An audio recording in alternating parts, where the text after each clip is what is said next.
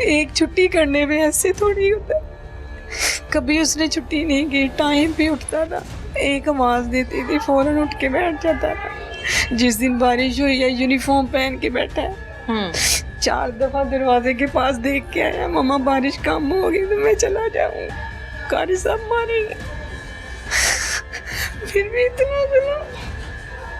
अल्लाह आपको हौसला दे, अल्लाह आपको।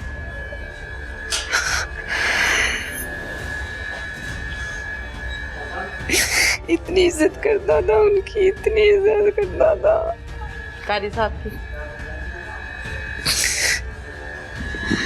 मैं क्या सवाल करूं, एक तरफ बाप रो रहा है, एक तरफ माँ रो रही है, और दुख और तकलीफ का आलम यह है कि बोल नहीं पा रही, उसकी आवाज़ नहीं निकल रही कि इतना जुल्म। बारिश को 4 मरतबा वो बच्चा देख कर आया, सहन में बारिश रुक गई है तो मैं जाऊंगा, पढ़ूंगा,